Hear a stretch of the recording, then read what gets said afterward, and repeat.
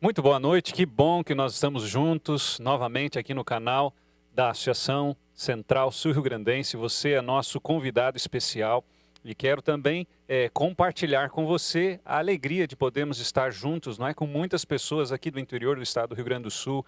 Eu lembro aqui a região da fronteira, das Missões, a região central, dos vales, da Serra, a região aqui metropolitana, alguns que não podem ir.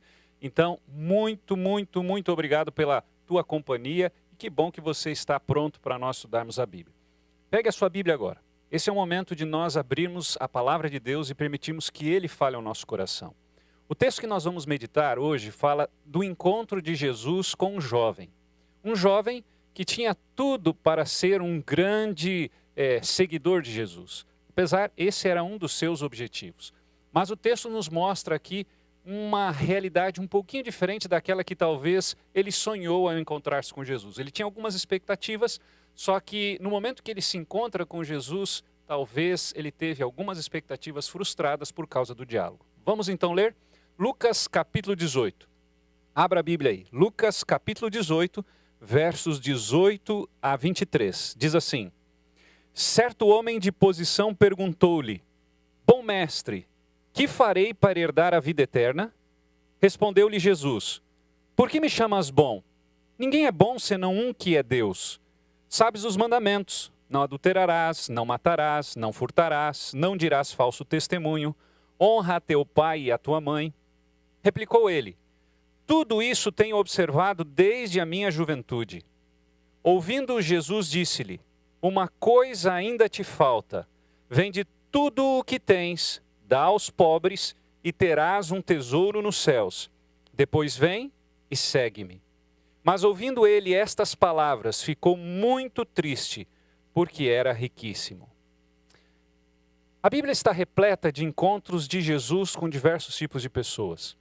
Pessoas que muitas vezes estão animadas por esse encontro. Nós temos também encontros casuais. Encontros talvez que não haviam sido programados. Nós podemos lembrar, por exemplo, da mulher samaritana e tantos outros encontros. Mas a Bíblia fala também desse encontro especial de um jovem que tinha na realidade um costume que era de seguir os princípios da Bíblia. Os princípios do Antigo Testamento, a Bíblia que tinham na época. Mas a Bíblia nos mostra aqui que houve um diálogo que começou aparentemente bem. Mas no decorrer do diálogo, esse jovem ele começou a ter algumas frustrações. Você já teve alguma frustração? Agora imagina você ter uma frustração ao encontrar-se com Jesus. E é possível isso acontecer. Normalmente quando a gente pensa em encontrar-se com Jesus, a gente pensa, não é, em ter um momento de alegria, um momento de, não é, quem sabe, de esperança. Não que Jesus não trouxe esperança para esse jovem, pelo contrário. O problema foi que esse jovem não estava disposto a receber a proposta e a esperança que Jesus estava disposto a dar a ele. O texto fala então desse jovem tendo um vazio no coração. Talvez você não veja isso de maneira explícita, mas de maneira implícita sim. Você percebe que esse jovem ele era considerado um dos príncipes ali de Israel. Ele era considerado uma das pessoas talvez mais importantes no seu meio, no seu convívio. Mas esse jovem tinha um vazio tremendo. Talvez eu esteja falando para alguém que está com um vazio tremendo. Alguém que talvez está se sentindo nesse momento, não é, com um desejo de buscar algo mais, de tentar encontrar uma saída. Sabe quando você monta aquele quebra-cabeça? Não sei se você já brincou de quebra-cabeça, não é? E você tem várias peças, e você está ali no final do quebra-cabeça, mas falta uma peça. E essa peça é a peça que vai fazer você ter aquela satisfação, conseguir terminar. Existem quebra-cabeças de centenas, milhares de peças. Mas você não encontra a peça, e você procura, e de repente ela caiu debaixo do tapete, caiu em algum lugar, e vem aquela angústia, porque você precisa preencher aquele vazio. Era justamente isso que o jovem rico estava sentindo nesse momento. Um vazio tremendo no coração. Ele tinha todas as peças, não faltava praticamente peça nenhuma, mas ele precisava agora tomar uma decisão. Isso me faz lembrar a história de dois jovenzinhos, por volta de 16 anos de idade. Essa é uma história real, que aconteceu na cidade de Linz, na Áustria, próximo ali do rio Danúbio. Esses dois jovenzinhos um dia estavam caminhando e viram uma enorme placa E essa placa fazia a propaganda de uma peça que iria acontecer num salão ali na cidade de Linz. Eles se entreolharam e eles disseram um para o outro: nós vamos assistir essa peça, nós vamos estar lá. E eles então agora compraram os ingressos, eles colocaram uma roupa bonita e se dirigiram no dia e na hora marcada para assistir a peça. Interessante que eles agora chegaram, sentaram nos primeiros bancos, estavam ali ansiosos, não é? Porque sabiam que iam ver algo diferente. E a peça começou a se desenvolver. A história que estavam contando aqueles artistas era a história de um menino, não é? Chamava-se Peça de Rienzi, um menino que havia se criado na Roma Antiga. E ele havia se tornado então um grande imperador de uma grande nação. Um menino pobre que se desenvolveu e se tornou um grande imperador. Aqueles dois meninos, eles começaram a se ver na peça. Eles eram pobres também. E eles começaram agora a se imaginar como se fosse um menino da peça. A história foi se desenvolvendo no meio de muitas encenações e música, até que chegou ao fim. Quando eles saíram do teatro, eles resolveram caminhar não em direção às suas casas, mas até uma montanha da onde eles podiam ali, num mirante que existia na cidade de Linz, ver a cidade lá embaixo e também o rio, apesar de ser à noite, mas alguns pontos de luz. Quando eles estavam chegando lá, eles começaram a conversar e um deles olhou para o outro e disse: eu vou ser como o menino dessa peça. Se tratava de Adolf Hitler. Adolf Hitler estava com Gustav Kubitschek, dois amiguinhos de aproximadamente 16 anos. E quando Adolf Hitler disse para aquele amigo, ele não imaginava que aquilo iria se tornar tão real como se tornou. Adolf Hitler também não imaginava que ele ia se tornar o grande ditador da Segunda Guerra Mundial, um homem que fez barbaridades em nome, não é, de um pensamento totalmente contra os princípios de Deus. Depois de 30 anos, aqueles dois jovenzinhos, já homens agora, se reencontraram. Imagine você, Kubitschek, se reencontrando com Adolf Hitler, agora sim o ditador da Segunda Guerra Mundial. Kubitschek havia se tornado um grande músico, um grande maestro de uma orquestra muito conhecida. Portanto, Adolf Hitler foi para um caminho do mal, enquanto Kubitschek trazia alegria para as pessoas. Adolf Hitler trazia tristeza, Kubitschek trazia alegria. E eles então agora se reencontraram. Mas na realidade Kubitschek estava assim muito preocupado, porque qual seria a reação de Hitler ao vê-lo? Será que ia realmente reconhecê-lo? Será que iria ignorá-lo? Será que iria ficar bravo? Ele estava com medo. Até que depois, não é, de alguns olhares tentando reconhecer um ao outro, Adolf Hitler se aproximou, 30 anos depois. E então abraçou Kubitschek e disse: quanto tempo, amigo? E aí, naquele momento, eles começaram a relembrar alguns fatos do passado. Já aconteceu isso com você? Você encontrar amigos e relembrar fatos do passado? E eles começaram agora a relembrar fatos do passado. E um dos fatos foi aquele, lá depois daquela peça, lá na cidade de Linz, na Áustria. E Adolf Hitler olhou para Kubitschek e disse: você lembra aquela noite que nós saímos daquele teatro, nós saímos impressionados com a história daquele menino? Você lembra? E Kubitschek disse: claro que eu lembro, como eu iria esquecer? Aquilo foi impressionante. E você disse que iria se tornar um grande imperador, e você se tornou. Naquele instante, Adolf Hitler olhou para Kubitschek e disse: pois é, naquele momento foi o momento da encruzilhada da minha vida. Você sabe o que é uma encruzilhada, não sabe? Encruzilhada nada mais é do que uma bifurcação. Um local onde você tem dois caminhos. E você precisa escolher qual caminho, da esquerda ou da direita. Em algum momento da vida nós nos encontramos numa encruzilhada. A encruzilhada da vida. Onde nós temos que tomar decisões. Ou ir para a esquerda ou ir para a direita. Ou seguir o caminho do bem, como foi o caso de Gustav Kubitschek, que se tornou um grande maestro, que trazia alegria para as pessoas, ou ir para o caminho do mal, como foi o caso de Adolf Hitler, que se tornou um ditador, alguém que trouxe muita tristeza e levou muitas pessoas à morte. Qual é o caminho que você quer seguir?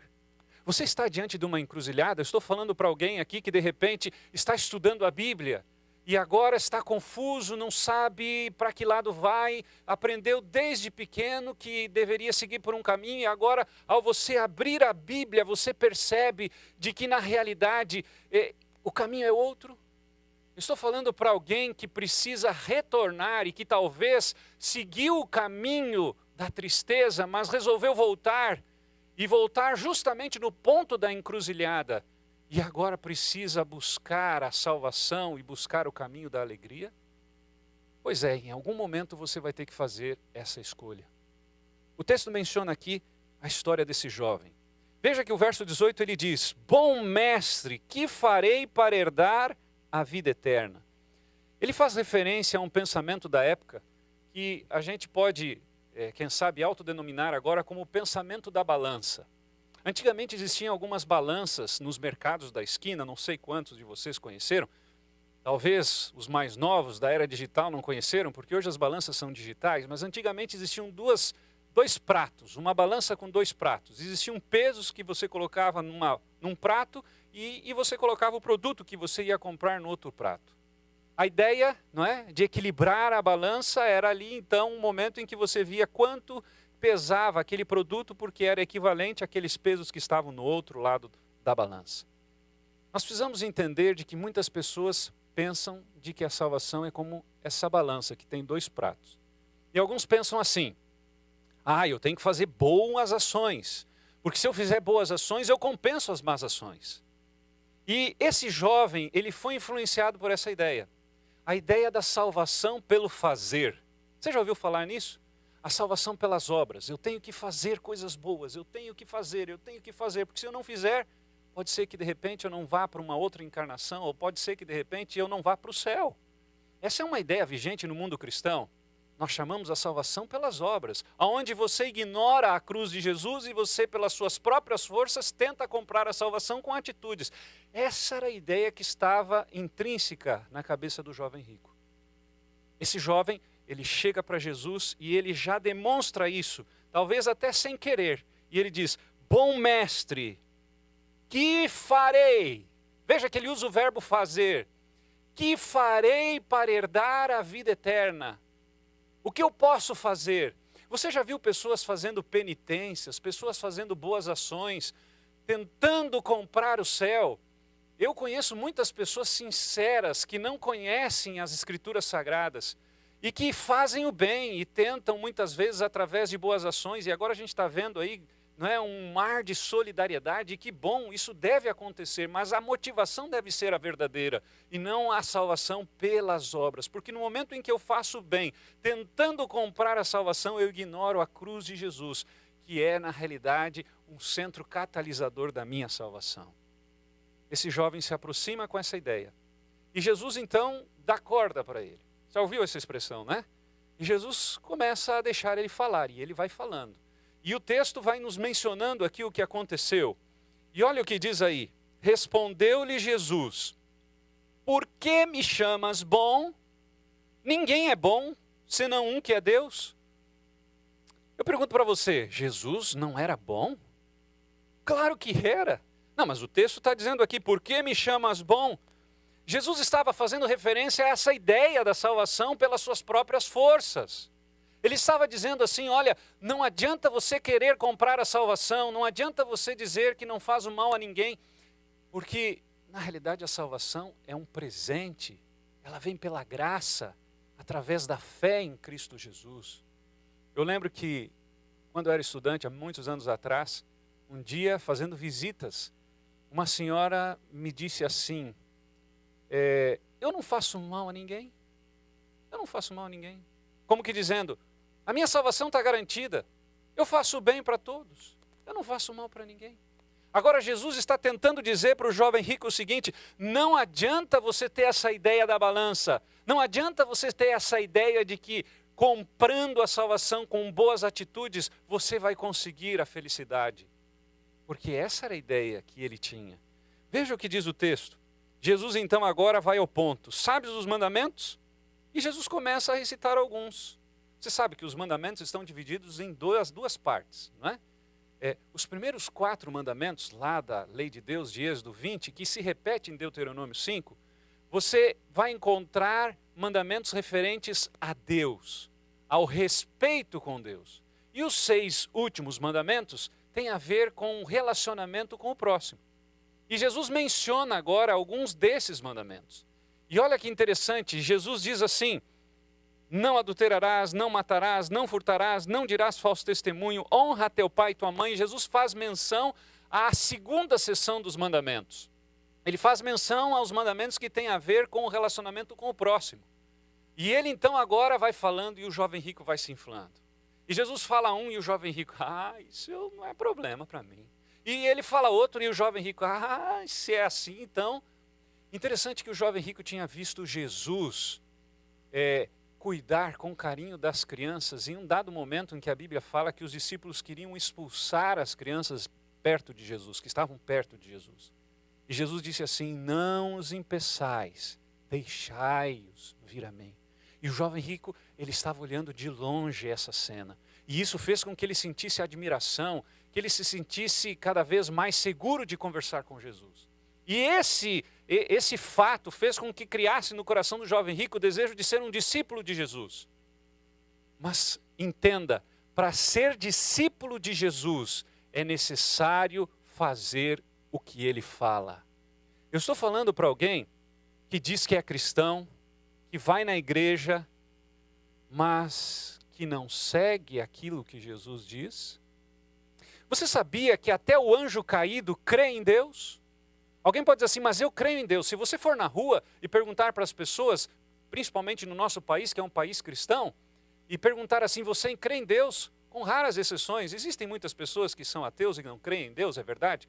Mas com raras exceções você vai ter essa colocação, porque a maioria das pessoas vão dizer, eu creio em Deus. Mas entenda, querido amigo e querida amiga, crer em Deus não é o suficiente. Jesus disse, não é? Em João 14, 15, 15 e 14, se me amais, guardareis os meus mandamentos, se sois meus amigos, fazei o que eu vos mando. O jovem rico precisava aprender a obedecer. Alguém pode dizer assim, mas o texto diz que ele guardava os mandamentos, mas ele não era obediente. O jovem rico, ele achava que guardava. O jovem rico achava que estava no caminho. O jovem rico tinha um desejo de ser discípulo. O jovem rico admirava Jesus. E talvez esteja falando para alguém que admira Jesus. Talvez esteja falando para alguém que acha que está nos caminhos de Deus, mas não está. Existe um número que vai entrar aí na tela e eu gostaria que você ficasse atento a esse número aí. Porque esse número representa a decisão de alguém que quer seguir a Deus. E se você quiser, nós vamos ter alguém que vai entrar em contato com você, um pastor, para te dar essa oportunidade. Porque é possível que você tenha recebido um cartão de apelo também de um amigo ou de alguém, e você pensa assim, mas para que isso? Mas a Bíblia está dizendo que não basta crer, não basta conhecer, é necessário obedecer. Você quer ver de onde é que eu tiro isso? Olha o que diz o texto. O texto diz isso, verso 21, replicou ele, tudo isso tenho observado desde a minha juventude. Tem algumas traduções que dizem desde a minha meninice. Eu tenho feito isso. É aquela ideia, eu me criei na igreja desde pequenininho, eu faço tudo certo. Lembra a ideia do fazer? Mas Deus não está me convidando para fazer, Ele está me convidando para ser. Alguém pode dizer assim, então pastor, então eu posso fazer qualquer coisa? Não, pera lá. Quando nós somos transformados por esse Salvador, nós passamos a fazer aquilo que Ele quer, mas de uma maneira natural. Porque o jovem rico, ele estava fazendo agora aquilo que ele achava que deveria fazer, não de uma maneira natural. E nós vamos ver por quê, porque o relato mostra de que de fato esse jovem, ele estava agora simplesmente seguindo regras e mais regras, mas não era de coração. Eu estou falando para você que é, talvez, membro de alguma igreja, que segue por obrigação? Será que você percebeu o que o texto está nos dizendo? Será que você está sentindo que a fé é um fardo, que é algo assim pesado que você não consegue levar, como o jovem rico estava? Deus está dizendo, filho, filha, entenda o processo da justificação. A justificação pela fé, entenda o processo da salvação. Eu tenho pensado muito sobre isso. E eu cheguei à conclusão de que é mais fácil, não é? você se perder do que se salvar. Porque alguém pode dizer assim, não, mas é mais difícil se salvar, pastor, é mais fácil se perder. Eu discordo um pouquinho. Porque Deus, Ele faz tudo para que a gente se salve. E tem muita gente que dificulta a vida porque quer fazer as coisas do seu jeito. O jovem rico queria fazer as coisas do seu jeito. E quando ele diz, tudo isso tenho feito, ele foi sincero, ele não foi aqui hipócrita. Ele estava dizendo a verdade. Mas Jesus mostra o foco infeccioso que existia no seu coração. E isso é difícil para nós. Ele mostra justamente o ponto que era necessário haver essa transformação. E era só um detalhe, bem pequenininho. E o texto continua dizendo assim, ouvindo Jesus disse-lhe, uma coisa ainda te falta, vende tudo o que tens, dá aos pobres e terás um tesouro nos céus.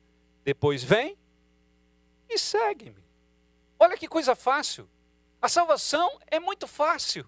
A salvação é um presente. A salvação é um dom. A salvação é algo que Deus faz por nós.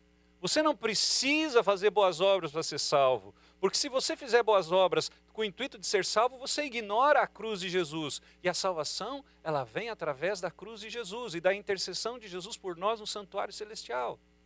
O jovem rico, ele queria trazer essa situação, não é, de ser salvo para ele, sendo que isso é uma atribuição divina. E ele agora ouve as palavras de Jesus. Olha, só falta uma coisa, está tudo bem. Uma coisa só, Jesus mostra o foco infeccioso. Jesus mostra justamente aonde ele colocava todo o seu amor. Vende tudo o que tens, dá aos pobres e terás um tesouro no céu. Você já parou para pensar, você que tem bens, talvez bastante bens, talvez poucos bens, mas aquilo que você gosta, o seu carro, sua casa, você já parou para pensar se Deus dissesse isso para você?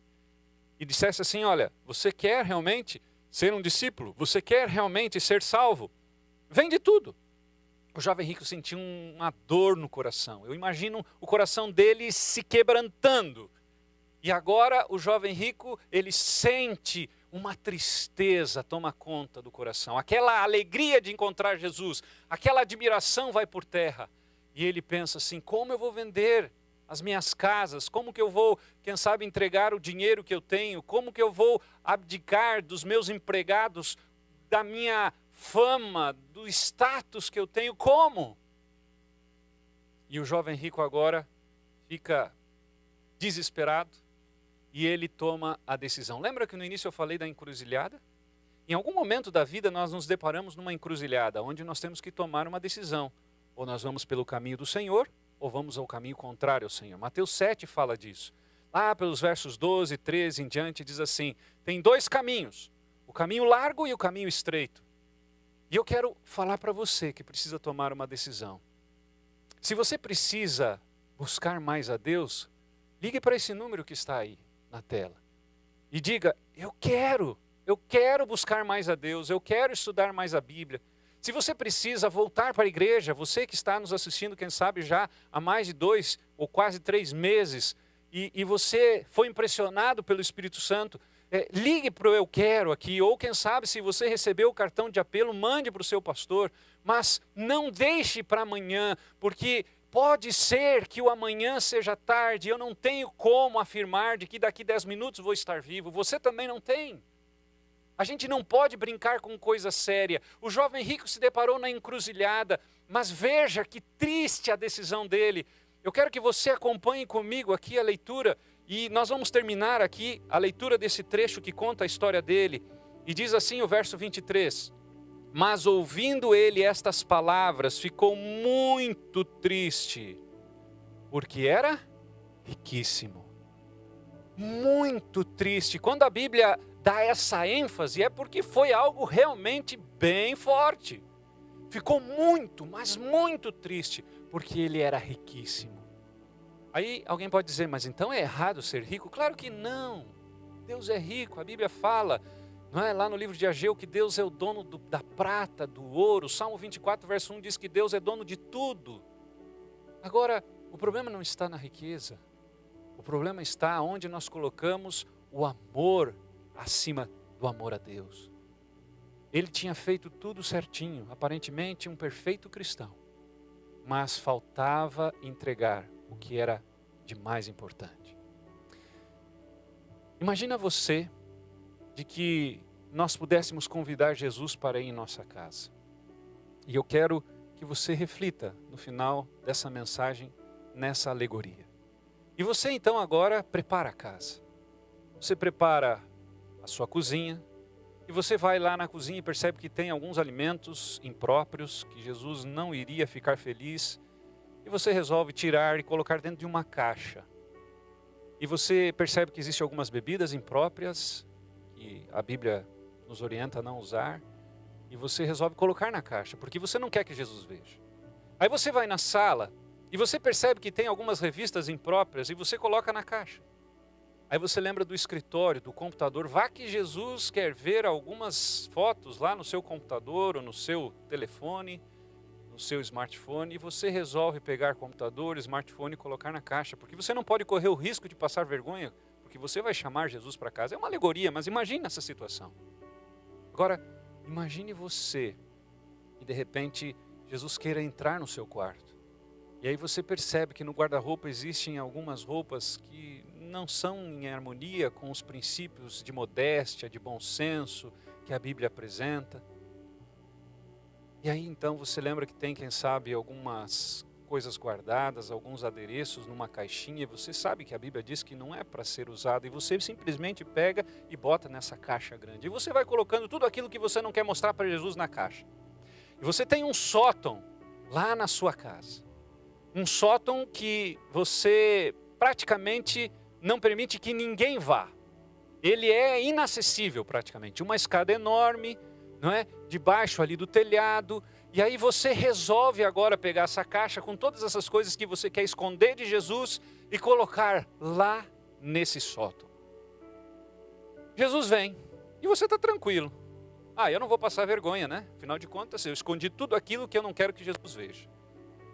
E aí Jesus então vem e aquela festa, e você recebe, você prepara uma refeição maravilhosa para ele, e aí então ele entra na sala e vocês ficam um tempo na sala, daqui a pouco você vai até o quarto, mostra o quarto, ele olha, e ele está feliz, e você também está feliz, e daqui a pouco vocês vão então para a cozinha, e ali então vocês conversam de maneira informal, afinal de contas vocês são amigos, e daqui a pouco vocês começam a jantar, e está tudo muito bem.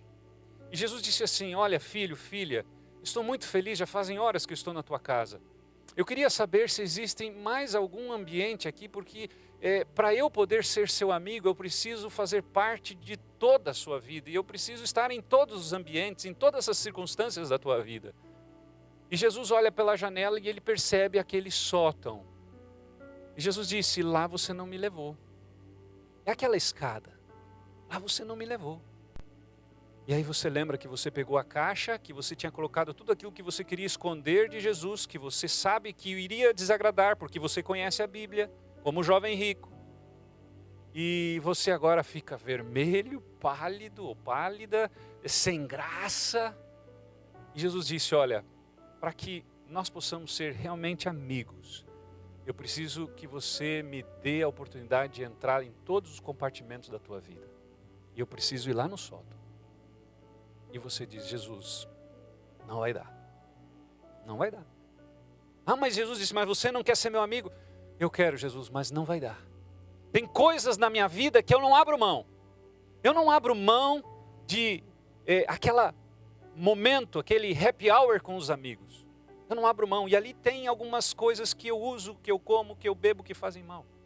Eu não abro mão de forma alguma das minhas vaidades. Eu não abro mão daquilo que eu gosto de ver e que talvez não seja bom no computador. Eu não abro mão, Senhor.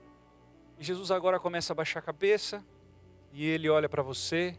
Lembre que é uma alegoria. E ele diz assim: filho, filha, eu preciso ir embora. Porque eu só posso permanecer aqui se você entregar 100% da tua vida. Eu quero convidar você agora a pensar um pouquinho nessa alegoria. Talvez essa história seja para você que está assistindo. E tem um detalhezinho bem pequenininho. Porque Jesus disse para o jovem rico: uma coisa te falta. Talvez Jesus está dizendo a mesma coisa para você. E eu quero convidar você agora a entregar essa uma coisa que falta.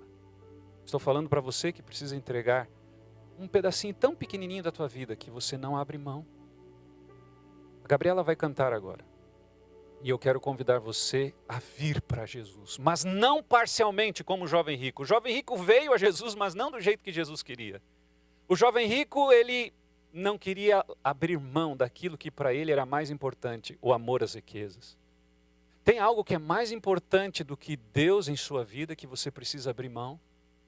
Enquanto a Gabriela canta, eu vou estar aqui orando por você e pedindo a Deus para que você tenha coragem, força, para se levantar aí na frente do computador, na frente da TV, na frente do smartphone e dizer: Senhor, eu entrego toda a minha vida, e inclusive essa coisa tão pequenininha, esse pecado acariciado, que eu não tive coragem até agora, mas eu estou disposto, porque eu não quero ter a experiência do jovem rico. Se você tem esse desejo, ouça essa música e vem para Jesus, mas vem de verdade, porque Ele quer transformar a tua vida.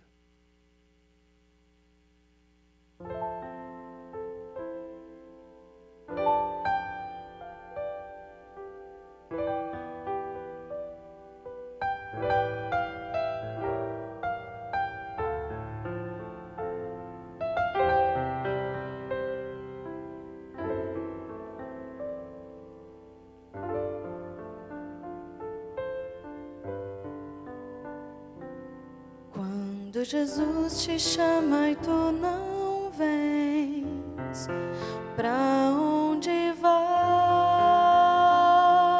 então? Voltas pro mundo e tudo que contém, mas voltas triste como ninguém, porque voltar pro frio gelado que destrói e abandonar os braços de amor do Pai, porque insistir no que te faz tão mal, no que te rouba a paz.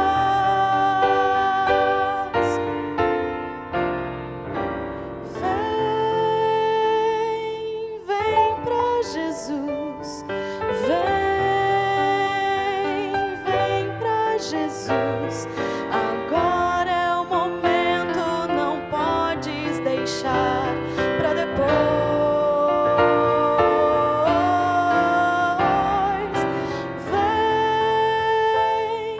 Vem pra Jesus, vem pra Jesus. Agora é o momento, não podes deixar pra depois.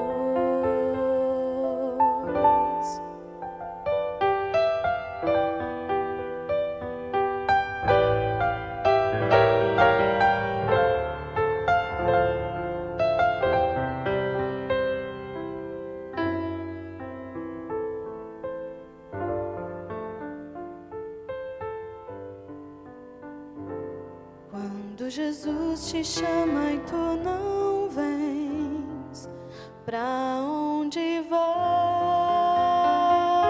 então? Voltas pro mundo e tudo que contém, mas voltas triste como ninguém. Junto de Cristo existe sempre um bom lugar, onde o calor e abrigo podes encontrar, e onde a vida pode retomar sua força e seu vigor.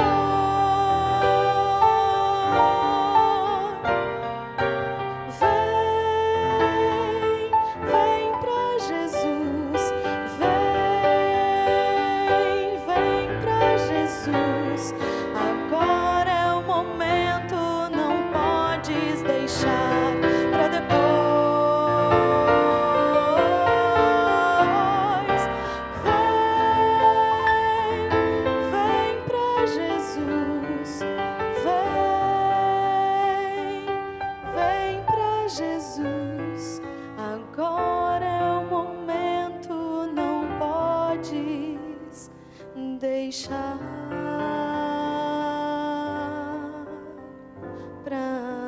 depois. O Senhor está te chamando nesse momento. E Ele está dizendo, filho, filha, vem. Porque esse é o momento, essa é a hora. Você não pode brincar com salvação. Você não pode brincar com coisa séria. Você não pode brincar com questões que envolvem a eternidade. O Salvador está dizendo, filho, por que você está demorando? Por que você está se apegando a coisas que são passageiras? Por que você está aí deixando as coisas eternas ficarem de lado, de segundo plano? Deus está dizendo, me coloque em primeiro, seja, né, o meu melhor amigo, deixe eu ser o Senhor da tua vida. Você está aí em pé? Você está pensando que está pagando mico? Não está não. Os anjos relatores estão ansiosos para poder ver uma manifestação da tua decisão. E é importante a gente agir, porque isso fortalece a nossa decisão ao lado do Salvador. Se você quer conhecer mais a Bíblia, ligue para esse telefone que está aí. Se você quer voltar para a igreja, rebatizar-se, ligue para esse telefone. Se você recebeu o cartão de apelo, mande esse cartão. Mas por favor, não perca a oportunidade que Deus está te dando nessa noite de ir até os pés do Salvador. Eu quero orar com você. Vamos orar? Querido bom Pai, muito, muito obrigado pelo privilégio que o Senhor nos dá de podermos ter a oportunidade, através da graça de Jesus, de podermos ter a salvação e a eternidade. Nesse instante nós queremos pedir por essa pessoa que está aí nos vendo e ouvindo através da internet. Que esta pessoa possa tomar a decisão agora, não deixar para amanhã, porque a gente não sabe o que vai acontecer amanhã. Que ela não venha a brincar com questões eternas, mas que ela possa ligar para o telefone, que ela possa mandar o cartão de apelo se ela tem, mas que ela possa dizer, eu quero ir a Jesus, eu quero entregar, eu não quero fazer como o jovem rico que se entristeceu, mas eu quero realmente entregar tudo. Se falta uma coisa, que essa pessoa possa, através do Espírito Santo, ser liberta dessa coisa que está atrapalhando. Abençoe, Pai, a cada um dos nossos amigos que estão ligados conosco. Proteja-nos e dê-nos a força para tomarmos a decisão ao teu lado. É o que te pedimos em nome de Jesus. Amém.